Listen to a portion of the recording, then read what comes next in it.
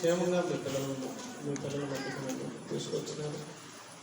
కృతజ్ఞతాస్తులు చెల్లించుకుంటున్నాను. బట్టి వినడానికి వచ్చిన మీ పిల్లలకు వినడానికి మంచి మనస్సు, సమయోచితమైనటువంటి జ్ఞానంతో, అలాగే తండ్రి కుమారుడైన పరిశుద్ధాత్మ సహాయంతో ఈ మాటలను చక్కగా అందించడానికి కావలసిన బుద్ధిని మాకు ప్రసాదించమని కోరుకుంటున్నాం. మేము ఏం వినాలనో అది మాకు వినిపించుకొని, మేమేమి నేర్చుకోవాలో అది మాకు నేర్పించుకొని ఈ కాలం వచ్చినంత ప్రాధాన్యతను వేడుకుంటూ ఈ మహిమార్థమైన కార్యక్రమం జరిగినప్పుడు సన్ని తోడుగా నడవచ్చుమని కోరుకుంటూ యేసుక్రీస్తు వారి ఉన్నతమైన ప్రార్థనడుచున్నాము తండ్రి.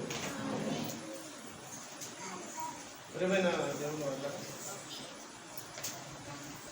దేవుని వాక్యం నిమిత్తకు వచ్చిన కూడా ఆశయాలను తెలియజేసుకుంటున్నాను. పిల్లరా, చెబుతున్నటువంటి ప్రతి మాటని కూడా చాలా జాగ్రత్తగా వినాలని నమ్మడం.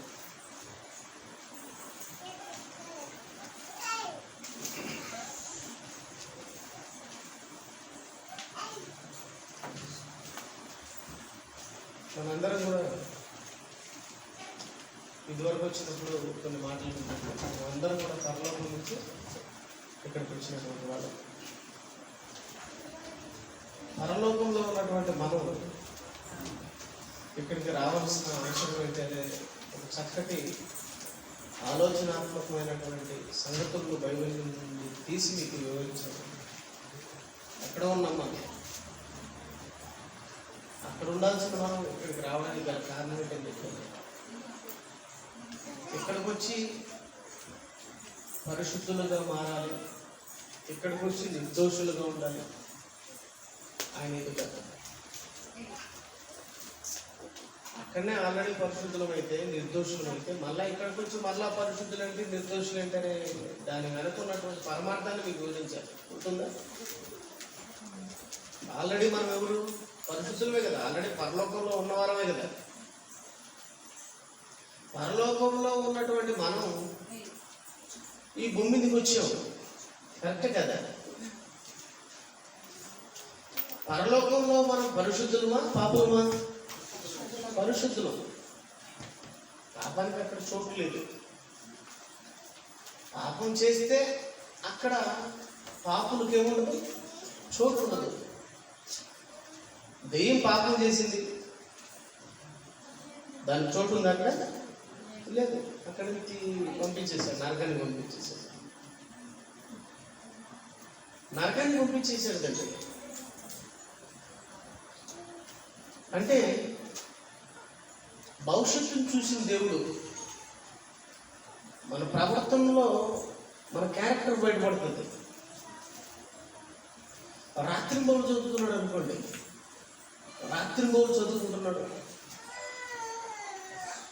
వాడిని ఏమనొచ్చు మనం? వీడు గ్యారంటీగా కలెక్టర్ అవుతాడు, ఒక పెద్ద స్థాయిలో ఇతను నిలబడతాడని మనం అనుకుంటాం. ఎందుకు అనుకుంటాము? చదువుతున్నాడు, రాత్రి చదువుతున్నాడు, పబ్బులు చదువుతున్నాడు, ఇంట్లో ఉండడం లేదు, కాలేజ్ చదువుతున్నాడు, ట్యూషన్ అంటాడు, ఢిల్లీకి వెళ్ళిపోతాడు, ఆగ్రాకి వెళ్ళిపోతాడు. ఎక్కువ ఐఏఎస్ అక్కడే ప్రిపేర్ అయ్యేది. ఢిల్లీ, ఉత్తరప్రదేశ్ ఆ సైడ్ ఐఏఎస్ అంతా కూడా ప్రిపేర్ అయ్యేది ఎక్కువ అక్కడ. దానికి సంబంధించిన కాలేజీలు, ఇన్స్టిట్యూట్లు అన్నీ కూడా అక్కడ ఎక్కువ ఉన్నాయన్నమాట. అమ్మ నాన్న మొదలు పెడతారు, అక్కడికి వెళ్ళిపోతారు, ఎన్ని కష్టాలు పడతారు, ఎన్ని బాధలు పడతారు పాపం. ఐఏఎస్ పూర్తి చేసుకొని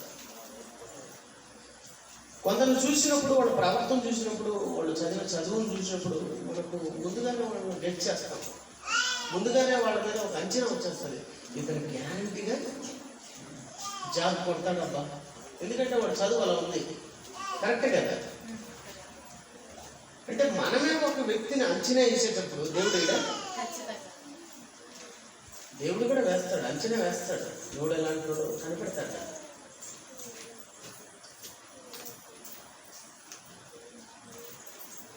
దేవుని వాళ్ళారా అంచనా. చదువుకునేవాడు, చదువులేడు. అప్పుడు కొంతమంది చూస్తాం, వీడి జీవితంలో ఒక ఉద్యోగం కాదు కదా, వీడు ఒక ఫకీరుడు రానుకుంటాం. వాడిని చూడగానే అనుకుంటాం వాడు అవతారము, వాడి కథ. ఇప్పుడు దారిలో వస్తానంటే ఆడపిల్ల తెలియదు, మగపిల్ల తెలియదు. ఎందుకు చెప్తానంటే జుట్టు అంతుండడు. ఇక్కడ ఆడపిల్ల తెలియదు, మగపిల్లడు తెలియదు. ఇప్పుడు అవతారం అంటుంది. వాడు చదువుకునేవాడు అంటే నమ్మచ్చా? అప్పుడప్పుడు కొందరు ఉంటారు గుడ్డలు చింపుకొని తిరుగుతూ ఉంటారు. గుడ్డలు చింపుకొని ఎందుకు తిరుగుతా నాకు అర్థం కాదు. ఒకడే కింద పడేమన్నా వచ్చినాడేమో అనుకున్నా. అయ్యో బాబు ఏడపడినామన్నాను అంకుల్, నేను ఎక్కడ పడలేదంటే మరి గుడ్డలని చిరిగిపోయినాయి, ఏదో ఎక్కడ పడలేవు కింద పడినామేమో అనుకున్నాను. నేను మోకాళ్ళు చిరిగిపోయినాయేమో, ఏమని ఇక్కడ మధ్యలో తప్ప ఇంకంతా చిరిగిపోయినాయి. ఆడగడ చింపుకుంటారు 2 రోజులు పోతుంది, అంతా చిరిగిపోయిందన్న. ఒక చోట మాత్రం కనపడకుండా ఉంది. ఎందుకంటే బాబు అట్లా చూసుకున్నాం అంటే వాడు ఏమంటున్నాడంటే, అన్న ఇది ఫ్యాషన్ అన్నా. వాడి కటింగ్, వాడి గుట్టలు, వాడి చూడగానే అర్థమైపోయింది. ఓహో వీడు చదువుకునే రకం అర్థమైపోతుంది కదా, అంచనా వేయగలం మనం. వీడు భవిష్యత్తులో ఏమవుతాడు అనేది వాడి ప్రవర్తన బట్టి, వాడు బ్రతుకును బట్టి చెప్పచ్చు. కరెక్టే కదా? అలాగే దేవుడు కూడా పరలోకంలో ఉన్న మన బ్రతుకును చెక్ చేసేది. మన బ్రతుకును అంచనా వేస్తే మన బ్రతుకు సరిగ్గా లేదు. ఇది అర్థమవుతుందా?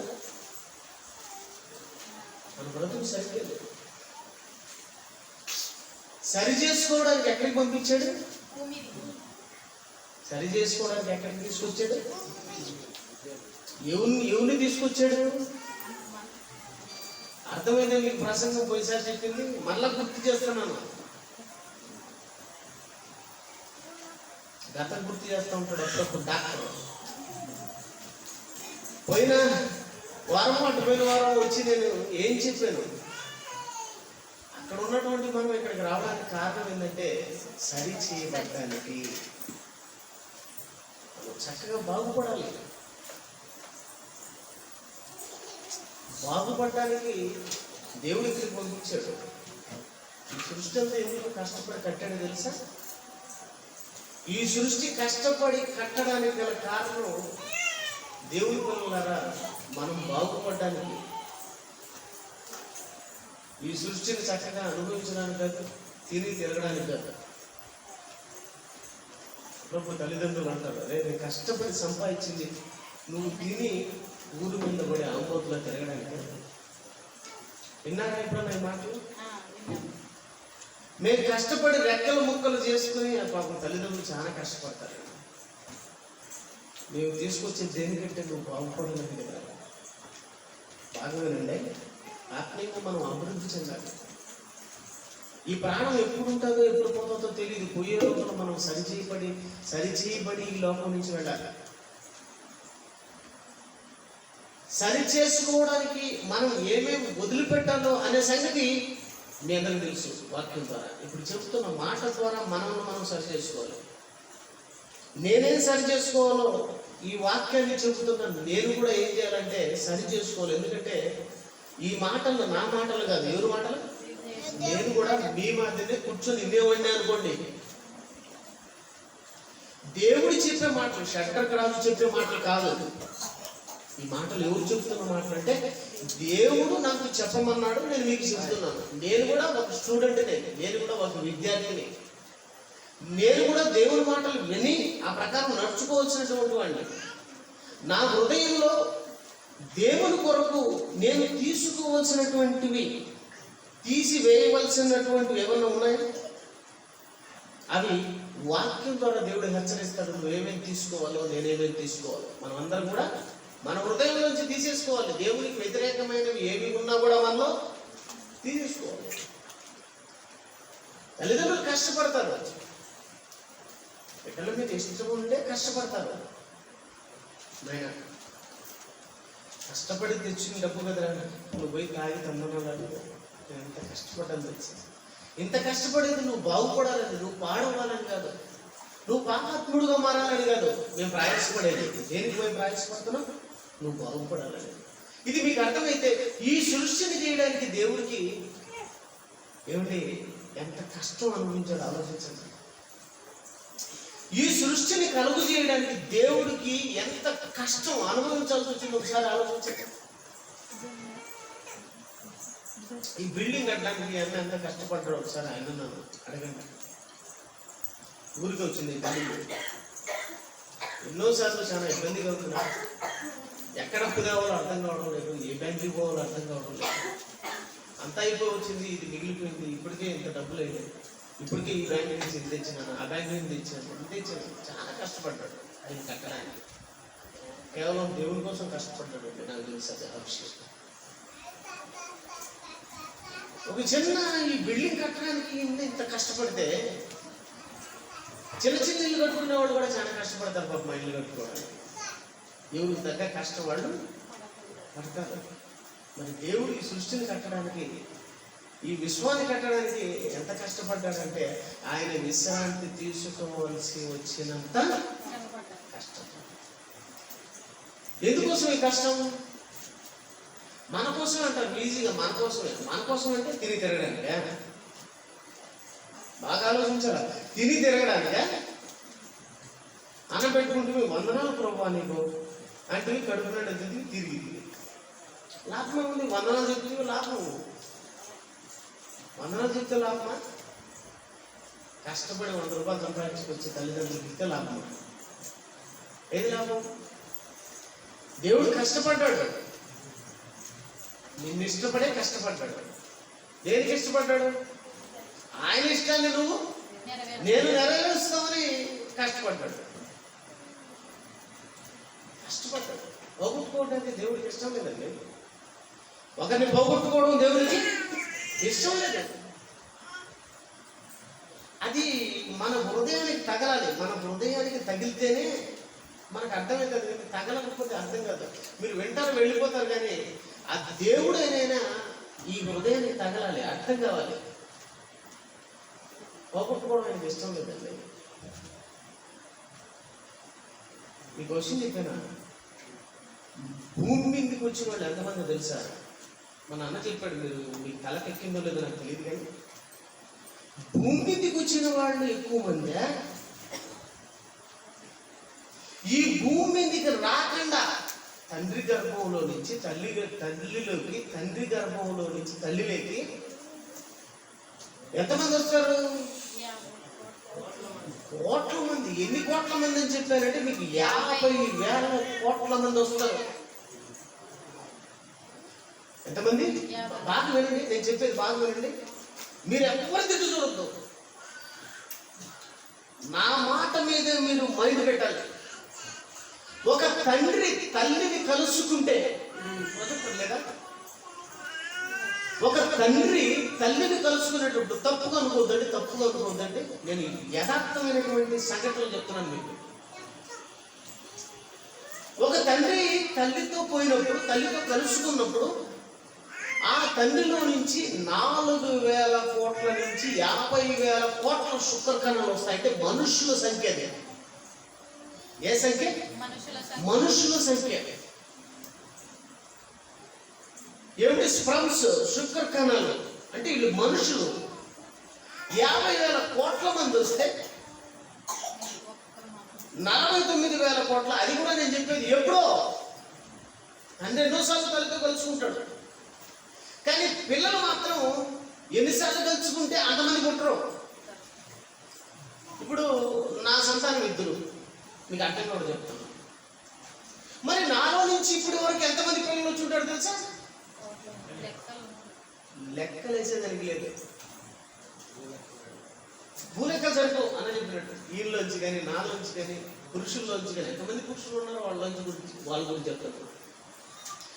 ఎంతో మంది పిల్లలు వచ్చి ఉంటారు నా దగ్గర నుంచి, వాటికి లెక్కలేదు. కానీ భూమి మీదకి వచ్చింది మాత్రం 2. మరి వీళ్ళందరూ ఎక్కడ పోయారు? ఓకే, వెరీ గుడ్, పరదేశం. అలా ఎంతమంది పోయినారు? లెక్కలేనంతమంది పోయారు. భూమి మీదకి వచ్చిన వాళ్ళకి లెక్క ఉండదండి. కొంతమంది వాళ్ళతో పోల్చుకుంటే వీళ్ళు లెక్కలేని వాళ్ళు, వాళ్ళతో పోల్చుకుంటే వీళ్ళు లెక్కలేదు. సరే, ఈ దరిద్రులు ఉంటే ఎంత పోతే పనిలో నాకు ఇంతమంది ఉన్నప్పుడు వీళ్ళు ఎందుకు అనుకున్నాడు దేవుడు? అర్థం కావాలండి దేవుడు మీకు. అర్థం కావాలి దేవుడు. ఇంత ఇప్పుడు 50 మంది పిల్లలు ఉన్నారండి, లేకపోతే 100 మంది పిల్లలు ఉన్నారు, లేకపోతే 10 మంది పిల్లలు ఉన్నారు. ఒకడు చచ్చిపోయే పరిస్థితిలో ఉన్నాడు. తల్లి సత్య సాగరంలో 9 మంది ఉన్నారు కదా, అనుకోవచ్చు కదా? అనుకుంటారా? ఎందుకు అనుకోరు? దేవుడు కూడా ఇదే. అంతమంది ఉన్నారు కదా, నాకు వీళ్ళతో ఏం పని అనుకోలేదు. వీళ్ళు ఎలాంటి వాళ్ళు చెప్పాను మీకు, పరలోకంలో ఎలాంటి వాళ్ళు వీళ్ళు మంచోళ్ళు కాదు, భవిష్యత్తులో పాపాత్ములుగా మారిపోతారని దేవుడు తెలుసుకుని ఇది పంపించాడు. ఎందుకు పంపించాడంటే అక్కడే నువ్వు పాపిగా మారిపోతే అక్కడి నుంచి ఎక్కడ పోను, డైరెక్ట్గా పాతాళానికి పోకుండా భూలోకాన్ని పంపించాడు. ఎందుకు పంపించాడు ఈ లోకానికి? మనం బాగు చేయడానికి. ఎందుకు ఇంత కష్టపడ్డాడు? బాగు చేయడానికి.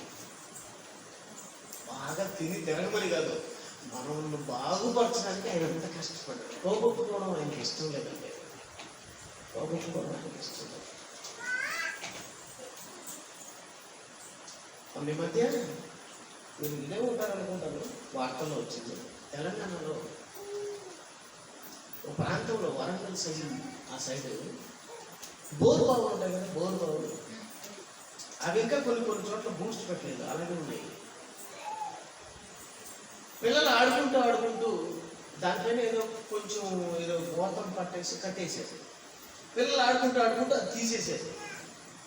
తీసి ఆడుకుంటున్నటువంటి సమయంలో పొరపాటుతో ఒక బిడ్డ దాంట్లో పడిపోయాడు. సుమారుగా 60 అడుగులు లోతుకి వెళ్ళిపోయాడు. అతనికి 3 పిల్లలు. ఆ తల్లి ఆ తండ్రి ఆ బోరుబావు దగ్గరికి వచ్చి బోరును విలపిస్తున్నారు. ఆ తల్లి ఆ బోరుబావు దగ్గరికి వచ్చి బిడ్డ ఆ ఏడుపు చూసి నాకే ఏడుపు వచ్చిందండి బాబు. వాళ్ళ ఏడుపు, వాళ్ళమ్మ ఆ బిడ్డతో మాట్లాడుతూ బిడ్డ వచ్చేస్తుంది నాయనా, పొక్కులేళ్ళు వస్తున్నాయి, అన్నీ వస్తాయి, నీకేం కాదు, నువ్వు భయపడుతూ, నిన్ను ఎడతిరిగి కాపాడతారు, భయపడుతూ బిడ్డ, నా బిడ్డ. వాళ్ళమ్మ అయితే నా బిడ్డ ఆమె వర్ణిస్తున్నటువంటి ఆ మాటలు, నా పాలు దాగిన నా బిడ్డ ఏ చెప్తుందా పాపం తల్లి కదా. ఏమండి ఈ పొక్కులు నుంచి వచ్చేసి అవి వచ్చి చాలా దూరం తొవ్వేశారు. తొవ్వి కట్ చేస్తే కనపడటం లేదు బిడ్డ, ఇంకా లోపలికి పోతున్నాడు. అప్పుడు కలెక్టర్, ఆ జిల్లా కలెక్టర్ ఆ తండ్రిని పక్కకి పిలిచాడు. ఎంతమంది నీకు పిల్లలు అన్నాడు. నాకు 3 సార్ అన్నాడు. అయితే పర్వాలేదు, 2 ఉన్నారు. అంటే అర్థమేమని, పోయినా 2 ఉన్నారని ఆయన ధైర్యపరుస్తుంటే అప్పుడు ఆ తండ్రి అంటాడు, సార్ 2 ఉన్నారని ఇంకొకరిని పోగొట్టుకుంటావు సార్, నా బిడ్డ నాకు కావాలి సార్, నా బిడ్డ నాకు కావాలని బోరు నడుస్తున్నాడండి. ఇది మీకు అర్థమైతే దేవుణ్ణి ఒకసారి ఆలోచించండి. నేను బోరుబావులో పడిపోయాను,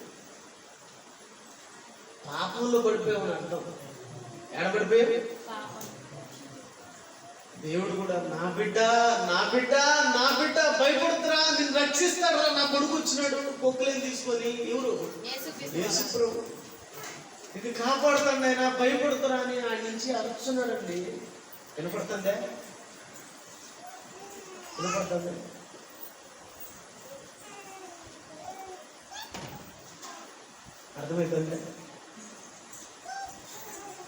అర్థమవుతుందా?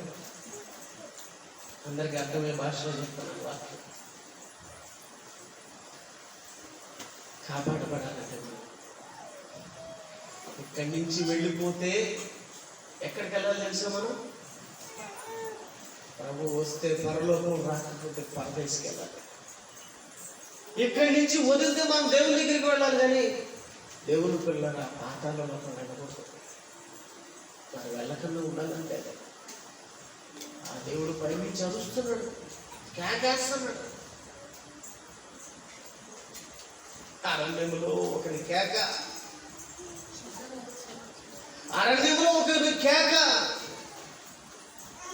వార్తను నమ్మండి. ఒకడు వస్తున్నాడు, ఆయన మాట వినండి.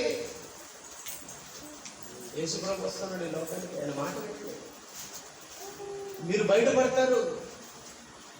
బోరుబావులో పడినోడు చచ్చిపోయాడు, కానీ పాపంలో పడిన నిన్ను మాత్రం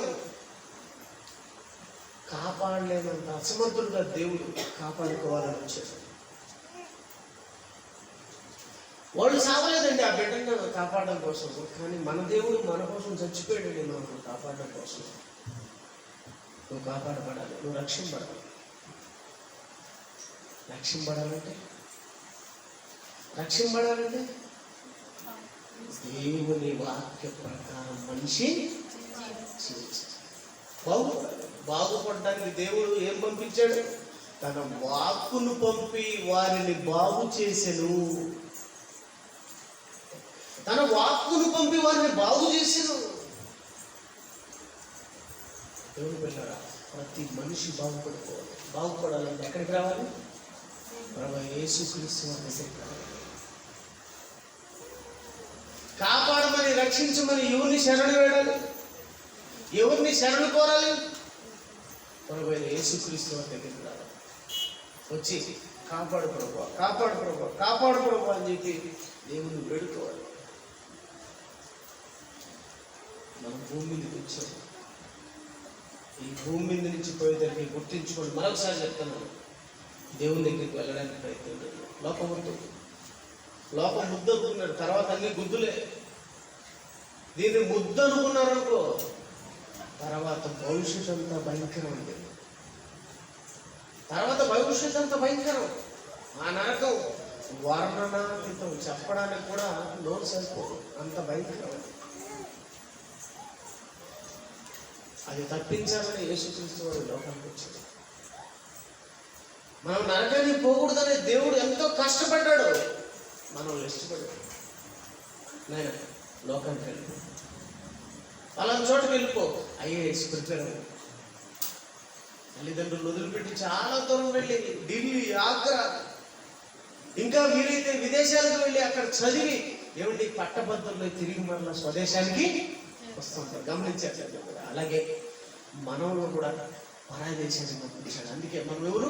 పరదేశులు. మనం ఏ దేశస్తులు?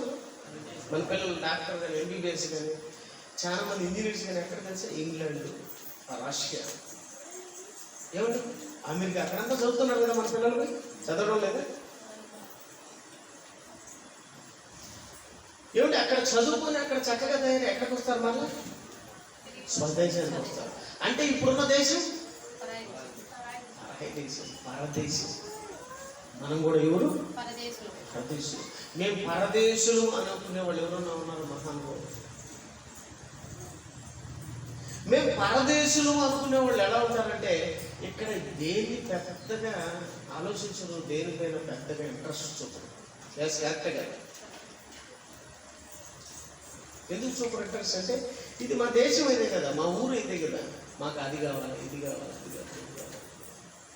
ఏది మాది కాదు. ఆ బంగారు కావాలా, చీరలు కావాలా, లేకపోతే అవి కావాలనుకునే దానికి శరీరం మీదే. ఈ శరీరం ఏమన్నా లేదే చెప్పు. ఎప్పటికీ శరీరం ఉంటే సరే, నువ్వు ఆలోచించినట్టే ఆలోచించుకోవచ్చు. నేను కొద్ది రోజులు పోతే ఏమైపోతుంది శరీరం? కొద్ది రోజులు పోతే నన్ను 10 ఏళ్ళ తర్వాత చూడండి ఎట్లుంటాను, తాత అయిపోతాను, మూడొత్తంలో ఇలా ఉంటానంటే మీరు అవ్వలైపోతారు. ఎంత రంగు వేసుకున్నా అవగాహన ఉంటావా? చాలా మంది ముసులు 70 ఏళ్ళు దాకా రంగు వేసుకుంటారు. పాపం ఎంత నల్లగా ఉన్నా కూడా ఇవన్నీ నల్లగా రంగు వేసుకుంది. అవి కూడా నాకు అర్థం కాల. చూసారా? ఎంత నువ్వు కవర్ చేసుకున్నావు, నువ్వు అవ్వలే. గోపడ సరిగ్గా తెలియదు. అంటే ఏది మనది? ఈ లోకానికి దేనికి వచ్చామంటే, దేవుడి పిల్లరా, దేవుడు కొన్ని పనులు చెప్పాడు మనకు. అలా చేయడం వల్ల మనకు లాభం. చాలా ఉంటారు. దేవుడి కోసం బ్రతకాలి, దేవుడి కోసం బ్రతకాలి, దేవుడికి బ్రతక కోసం బ్రతక లాభం దేవుడికి, దేవుడికి నీకా? అర్థమవుతుంది మీకు? దేవుడి కోసం బ్రతకాలి, దేవుడి కోసం జీవించాలి. లాభం ఎవరికి? మనకే. ఆయన మన గురించి ఆలోచన చేసి ఎప్పుడో రాయించాడండి బాబు ఒక మాట.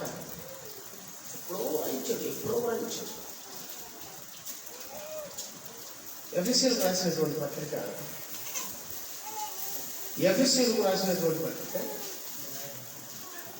2వ అధ్యాయం 10వ వచనం మీకు తెలిసిన వచ్చింది. మరియు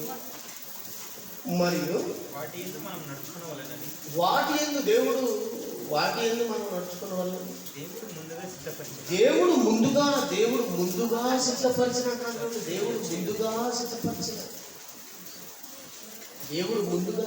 ఎప్పుడు ముందుగా అంటే ఈ సృష్టి పుట్టక ముందే,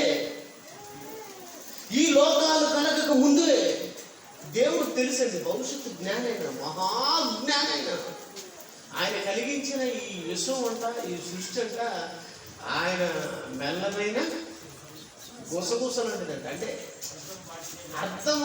మనిషికి అర్థం అవ్వడానికి చెప్పాడు దేవుడు. మనిషి మెదడుకు అర్థం అవ్వడానికి చెప్పాడు ఈ మాట. ఆయన చేసిన కార్యములు చూస్తే చిన్న చిన్న గుసగుసలంటుందంట. ఆయన స్వరం ఎంత చెప్పండి. గుసగుసకే ఎంతుంటే ఆయన స్వరం ఎంత? ఆయన ఉరుము లాంటి స్వరము.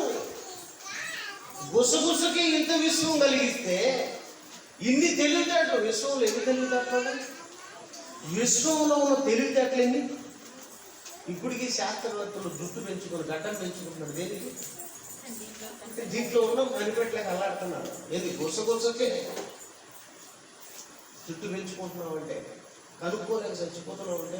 కొన్ని తరాలు వచ్చిన ఎంతోమంది శాస్త్రవేత్తలు, ఎంతోమంది మేధావులు వచ్చిన దేవుడి పిల్లలారా ఈ సృష్టిలో చాలా కనుక్కోలేకపోయారు. వాళ్ళు కనుక్కోలేదు ఎంతంటే 100కి 1%. ఆ 1%లో కూడా 100% అనుకోండి. 100లో కూడా ఎంత తెలుసా? 10%. 100లో 10% తెలుసుకున్నారు. మిగతాదంతా కూడా కనుక్కోయింది ఏమైందంటే అది డార్క్ మ్యాటర్ అన్నాడు, చీకటి పదార్థం అన్నాడు. దేవుడు మంచి జ్ఞానవంతుడు, ఆయన మహాజ్ఞాని. ఆయన ముందుగానే పసిగట్టేశాడు.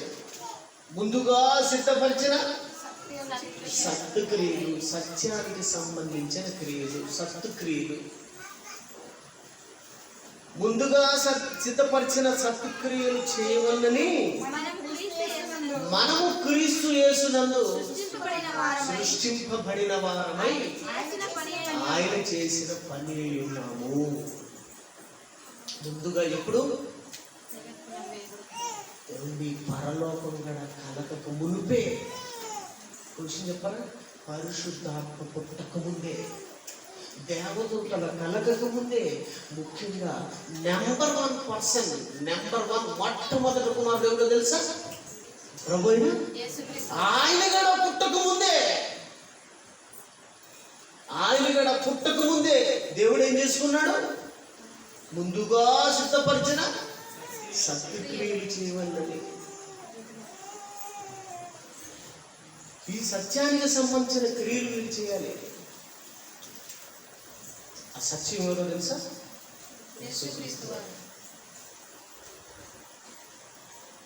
అంతా సిద్ధపరచుకున్నాడు. నాకు పిల్లలు కావాలి.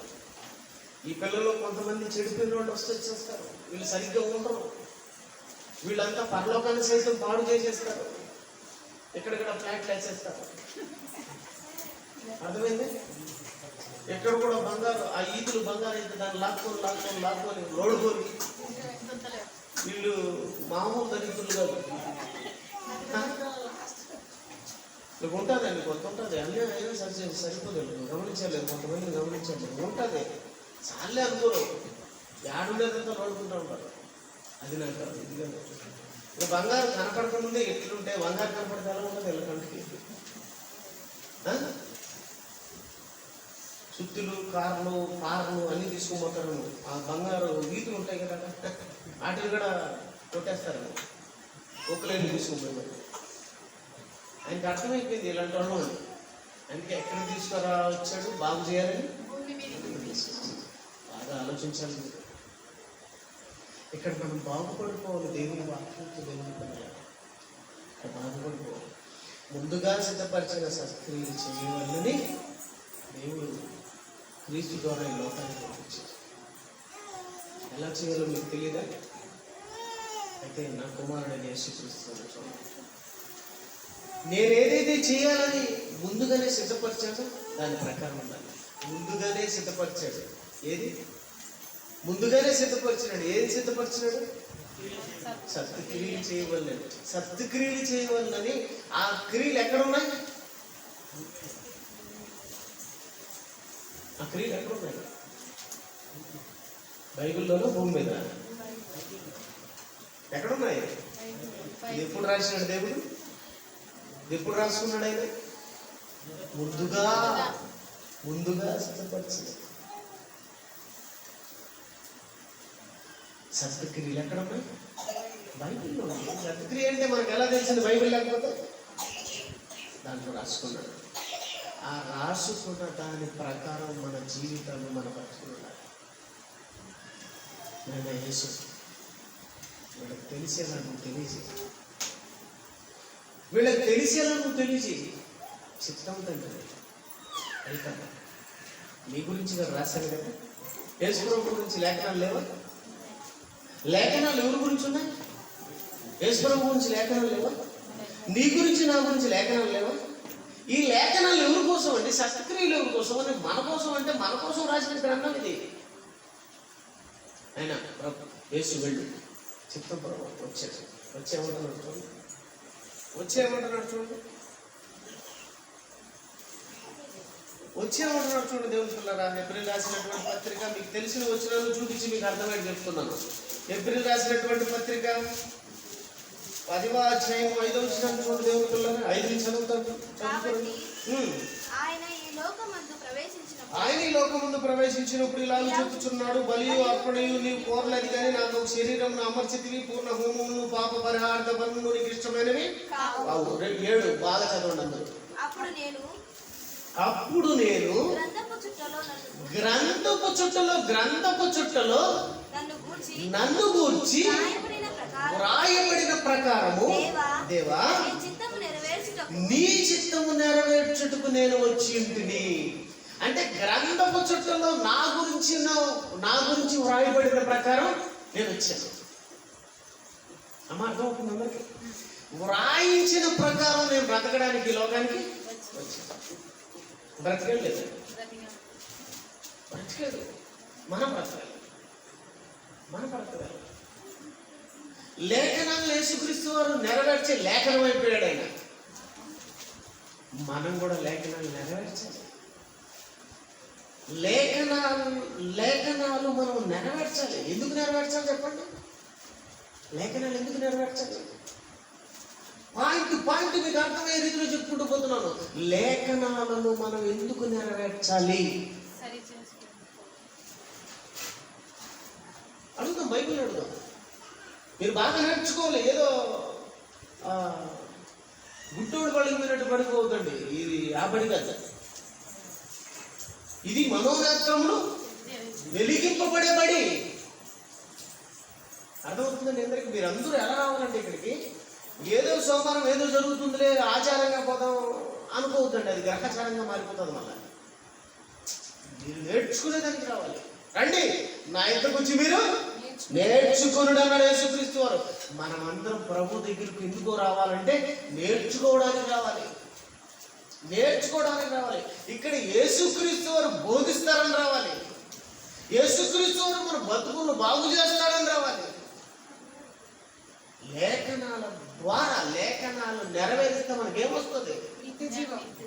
5 యోహాను 5:39 ముందుగానే చెప్పుకున్నారు మాట. అందరూ లేఖనముల యందు యోహాను 5:39 లేఖనముల యందు నిత్య జీవము కలదని. అదండి దాని ద్వారా బ్రతకడం. దేవుడు చూడండి ఏది చేయమంటాడో అది చేస్తే మనకు దాంట్లో లాభం ఉందండి. లాభం ఉంది.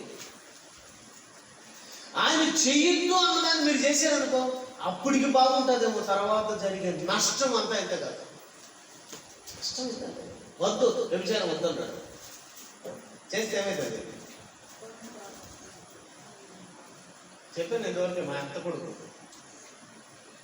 మా ఇంటి దగ్గరే ఉన్నవాడు ఎచ్చలుడిగా తిరిగాడు. బాబు యేసుప్రభుని నమ్ముకోవడం చక్కగా బ్రతకొచ్చు అంటే వాడమ్మ, వాడక్క, వాడవ్వ ఎవరిని? యేసుప్రభు. వాడెవడు? వాడమ్మ, వాడక్క, వాడవ్వ అని బూతులు తిట్టేవాడండి బాబు. నన్ను తిట్టేవాడు. ఏ జాతికి చెందినవాడు నాకు, ఏ కులానికి చెందినవాడు కూడా అని చెప్పి ఎలా అంటే నన్ను అలా మాట్లాడాడు. సరే, నీ కులమో నీ జాతో నీ మతమో మీ దగ్గర పెట్టుకో, బాగుంటారా ప్రభు నమ్ముకోవాలంటే వినలేదు. నన్ను ఎలాంటి అలా తిట్టేవాడు. సరే తిరిగినాడు, ఇచ్చినట్టుగా తెచ్చేసి ఏమొచ్చింది? ఎవరు మాట వెనక? దేవుడి మాట వెనకపోవడం కాక ఆయన ఏమన్నాడు? బూతులు తిట్టాడు, దూషించిన, ఇష్టం వచ్చినట్టు మాట్లాడాడు. పిల్లలు కనుక నీకు చెప్తున్నాను దీపం మాట డైరెక్ట్గా. ఏమండి వాడు ఎలా చచ్చిపోయాడు మీకు ఇదివరకు ఎవరికి చెప్పానో లేదో నాకు గుర్తులేదు. చెప్పాను, భయంకరంగా చచ్చిపోయాడు. వాడు బ్రతుకుండగానే 3 నెలల శవాన్ని బయటికి తీస్తే, వాడిని పాతి పెట్టిన తర్వాత 3 నెలల తర్వాత శవాన్ని బయటికి తీస్తే ఎలా ఉంటాడు? బతుకుండగా అయిపోయాడు. ఇంత లావుతో అయిపోయిందండి. నాకు భయం వేసింది. కళ్ళు పగిలిపోయి, జుట్టు అంతా రాలిపోయింది. పక్క ఎంత పక్క అంటే ఇంత లావు మనిషి ఇంత అయిపోయాడండి. ఇది అది చెయ్యి ఎంతుందంత అయిపోయాడు. ఇది ఎంతుందో అంత అయిపోయాడు. నాలుక వాడు ఏదో దగ్గు వచ్చి తెలియక నాలుక దేవుని ఇక్కడి నుంచి నాలుగు ఇంత బొడుగు కింద పెడతా, నాలుగు పురుగులు అండి పారగడుతున్నాయి. వాసన దేవుడు చెయ్యొద్దు అన్న పని అప్పటికి బాగుంటది. తర్వాత భయంకరమండి వాడి జీవితం, భయంకరం. పాపము అందంగా ఉంటది చూడ్డానికి. మళ్ళీ చెప్తున్నాను వినండి, పాపము చూడ్డానికి అందంగా ఉంటది. అనుభవిస్తున్నప్పుడు చాలా ఆనందంగా ఉంటది. పాపం అందంగా ఉంటది, అనుభవిస్తున్నప్పుడు ఆనందంగా ఉంటది. కానీ చివరికి దాని వలన కలిగేది ఆవేదన. అందం, ఆనందం, చివరికి ఆవేదన. ఈ ఆవేదన ఇక్కడే కాదు, కంటిన్యూ. నాలుగు కింద బడుగు కింద పడిపోయి దాన్ని అంటే పురుగులండి బాబు. నీకు చెప్పకూడదు, ఇంకా చాలా ఉన్నాయి చెప్పండి. వాడి మర్మ అవయవము ఉడిపి కింద పడిపోయింది. వాడి మర్మ అవయవము ఊడిపోయి కింద పడిపోయింది. పాపము చేసేటప్పుడు చాలా బాగుంటది. పాపం కంటికి అందంగా కనపడేటట్టు చేస్తుంది. అదే అవ్వకు చేసింది. చూపుకు రమ్యమైనది, కన్నులకు అందం. తర్వాత ఏమైపోయినారు? బతుకు ఏమైపోయినాడు? జీవితం ఏమైపోయింది? ఇది మనకందరికీ అర్థం కావాలి. వాళ్ళకు దృష్టాంతరములుగా సంభవించి యుగాంతమందు మనకు బుద్ధి కలగడానికి దేవుడు ఏం చేశాడు? దేవుడు కలగాలి. భయపడాలి మనిషి దేవుడు అంటే. భయము భక్తి కలిగి ఉండాలి. ఏదో వస్తున్నాం పోతున్నాం కాదు, భయము గడగడ. ఆయన ఎదుట ఎలా ఉండాలి? వణుకుతూ ఉండాలి. ఆయన చెప్పిన మాట వింటే ఏముందో తెలుసా? ఇక్కడ అబద్ధాలు ఆడుతున్నప్పుడు ఇబ్బందికరంగా ఉండదేమో, కానీ నువ్వెప్పటికీ నీతిగా ఉండగలవు. నిన్ను ఎవడు ఏం చేయలేడు. నిజం చెప్తే నువ్వు గమనించవచ్చు. నీతిమంతుడు సింహం వలె ధైర్యంగా ఉంటాడు. తప్పు చేశాడు భయపడుతూ ఉంటాడు. పేతురు, ప్రభువా సావు నాకు వచ్చినా పర్వాలేదు కానీ నిన్ను మాత్రం నేను ఎరగను అన్నాడు. కొద్దిసేపటికి యశ్వరావు చెప్పాడు, పోయా నువ్వు బాగా చెప్పావు, నాకు తెలిసిన సంగతి నువ్వు చెప్తావు, నన్ను ఎరగమని ముమ్మారు చెప్తావు, దానికి నీకు గుర్తు చెప్పమంటావా? ఓడికి వస్తారు కొంతమంది వచ్చి ఈడు ఆయనతో తిరిగిన వాడు అంటారు. వెంటనే ఏమన్నాడు? నేను నాకు ఆయనకు సంబంధం లేదు అన్నాడు. తెలుసా, అక్కడ భయం వచ్చేసింది. భయం పడేవాడు దేవుడు పిల్లలు ఎవడంటే తప్పు చేసినవాడు. భయపడేవాడు ఎవడు? తప్పు చేసిన వాడిని క్షణాల్లో కనిపెట్టచ్చు మనం. నీతిమంతుడు ఇప్పటికీ సింహం వలె ధైర్యంగా ఉంటాడు. కారణం ఏంటంటే వాడు తిండికి లేకపోయినా పర్వాలేదు. ఆకలి దెబ్బలు గలవారు ఏమన్నారు? నీతి కొరకు అన్నిటి భయపడరండి వాళ్ళు. ఎందుకంటే వాళ్ళకు జీవితాంతం నేను బ్రతకాలి, జీవితాంతం నేను బ్రతకాలి.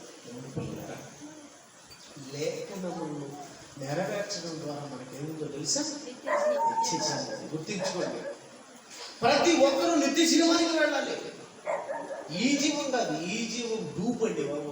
ఎక్కడికక్కడ జీవమే దేవుడు వచ్చింది. జీవం లేకపోతే మనం బ్రతకలేదు. కానీ ఇది ఈ జీవం ఏ జీవం? డూపు. ఒకరోజు ఊపు చెప్పలేదు కదా. డూపుకు ఒరిజినల్ తేడా చెప్పమంటారా? మళ్ళీ గుర్తు చేస్తాను. కూర చేసుకునేటప్పుడు ఉప్పు కారం సరిపోయిందా లేదండి అలా వేసుకొని అలా అంటాం. అది శాంపిల్ ఒరిజినల్. ఇది కూర, దాంట్లో ఉండేది కూర, రెండు కూర. కానీ ఒరిజినల్ ఏది, శాంపిల్ ఏది? ఇది శాంపిల్, అది ఒరిజినల్. భూమి మీద కూడా ఈ జీవం శాంపిల్, ఒరిజినల్ ఇచ్చే జీవం. లేఖనములను నెరవేర్చడం ద్వారా, లేఖనములు యందు నిత్య జీవము ఉందని తలంచుచు, లేఖనములు యందు నిత్య జీవం ఉందని తలంచుచు వాటిని ఇప్పుడు లేఖనాలు మీరు చదివేటప్పుడు ఏం చేయాలి? తలంచుచు. ఏం తలంచుతూ? దేవి తలంచుచు నిత్య జీవం ఉందని తలంచాలమ్మా. ఏమి తలంచుచు? లేఖనాలు పరిశోధించాలి. నిత్య జీవం, నిత్య జీవం, నిత్య జీవం. బైబిల్ చదివేప్పుడు అర్థం కానీ నిత్య జీవం, నిత్య జీవం కావాలి. మాకు నిత్య జీవం కావాలని వాడు బైబిల్ ఎలా చదువుతారు? అందరికి నిత్య జీవం కావాలా వద్దా? కావాలా? అయితే ఒక ఆయన సంపాదించుకున్నాడు. బైబిల్ ఎలా చదివాలో తెలుసా? చెప్పంటారు ఆయన పేరు? దావీదు గారు. ఎలా చదివారు బైబిల్? ఎలా? ఫస్ట్ అని చెప్పండి. నేను తెలీదా? నోటాడు కదా. ఫస్ట్ అధ్యాయం ఫస్ట్ వచ్చిన దుష్టులు ఆలోచన చెప్పుకున్నాడు.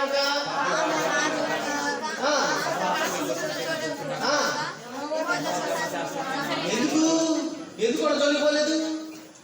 నిత్యజీవం కావాలి. నిత్యజీవం కావాలంటే లేఖనాలు నాకు అర్థం అవ్వాలి. లేఖనాలు నాకు అర్థం అవ్వాలి. అర్థమైతేనే కదా అనుసరించేది, అర్థమైతేనే కదా పాటించేది, అర్థమైతేనే కదా. అర్థం కావాలి, నాకు అర్థం కావాలి, నాకు అర్థం కావాలి, నాకు అర్థం కావాలని ఏం చేశాడు? రాజండి బాబాయ్. మరలా నీలాగా నాలాగా ఏదో చిన్న పని చేసుకునేవాడు కాదు. దేశానికి రాదు. జగన్ బైబిల్ చదవమని చెప్పండి. సరే ఇప్పుడు నాకు టైం తీరిక లేకుండా ఉండదు అతనికి రాష్ట్ర పరిపాలన మీద. అంతే కదా మరి. వాళ్ళు మోడీ చదవను ఎందుకు చదవడు? తీరిక లేదు. రాష్ట్రం ఎంత అంటే, ఆంధ్ర రాష్ట్రం ఎంత, ఇండియా దేశం ఎంత. దావీదు గారు దండెత్తితే ఏ దేశంకి దండెత్తినా కూడా, ఏ దేశంపైకి ఆయన ఎత్తుకునే పోతే ఆ దేశం అదంతే. 40 సంవత్సరాలు అధికారం. 5 ఏళ్ళు 40 ఏళ్ళు పరిపాలించినాడు దేవుడు రాజ్యాన్ని. ప్రజలకు ఏ కష్టం లేకుండా, ప్రజలను పరిపాలిస్తూ వాళ్ళకి ఏ కష్టం లేకుండా చూస్తూ దివారాత్రం ఏం చేసేది? మరలా మనము ఒక చిన్న పని చేసే అమ్మ ఇంటికి వచ్చి ఇంకంతే. నువ్వు బైబిల్లో ఇంకా ఏదో ఏదో మోసుకొని వచ్చి నెత్తినంతా తీసుకొచ్చి పెట్టుకున్నట్టు. దావీదు గారిని చూడండి, దావీదు గారిని చూడండి. దేవుని ధర్మశాస్త్రం ముందు ఆనందం. ఆనందం ఎక్కడుంది? వాక్యం మీద ఆనందం అండి, లేఖనాల మీద ఆనందం అండి, లేఖనాల మీద ఆనందం. దేవుని పిల్లగా దేవుని ధర్మశాస్త్రం ముందు ఆనందించుచు దివారాత్రం దానిని. ఎందుకు? నేను ఇది నెరవేరిస్తే నాకు వచ్చేసాను. యేసుక్రీస్తు భూమి మీదకి వచ్చి నెరవేర్చాడు లేదా? నెరవేర్చాడు లేదా? నెరవేర్చాడు అనడానికి చాలా ఉన్నాయి, చాలా మాటలు ఉన్నాయి. ఆయన గురించి లేఖనాలే చెప్పేసి ఏమంటే యేసుక్రీస్తు వారు నెరవేర్చబడ్డాయని ఒక మాట చెప్పినటువంటి లూకా సువార్త 24:44 24:44 లూకా సువార్త 24:44 దేవుని పిల్లలారా. అంతటా ఆయన మోషే ధర్మశాస్త్రంలోను ప్రవక్తల గ్రంథముల్లోను కీర్తనలోను నన్ను గూర్చిన వ్రాయబడినవన్నీ నెరవేరవలనని నేను మీ యొద్ద ఉండినప్పుడు మీతో చెప్పిన మాటలు నెరవేరినవని అన్నాడా, నెరవేరుతాయన్నాడా? నెరవేరినవి అని వారితో చెప్పాను. నెరవేరే నా గురించి వ్రాయబడినటువంటి ప్రతి మాట నేనేం చేశాను? నెరవేర్చాను. మరి మీకోసం నా కోసం వ్రాయించినటువంటి మాట లేఖనం నెరవేరిందా? ఇప్పుడు మనం ఏం చేయాలి? పరీక్షించుకోవాలి. నెరవేరకుండా ఉండడానికి ఏమేమి అడ్డుపడుతున్నాయి? లేఖనాలను నెరవేర్చకుండా ఉండడానికి మనలో ఏంటివి అడ్డుగా ఉన్నాయి? వాటిని ఏం చేయాలి? పరీక్షించుకోండి. ఇంకా చాలా మంది పాఠం వచ్చేవాళ్ళు చెప్తాను. అంతవరకు సెలవు. కళ్ళు మూసుకొని ప్రార్థన చేస్తాను. సెకండ్ పార్ట్ నెక్స్ట్ చెప్తాను.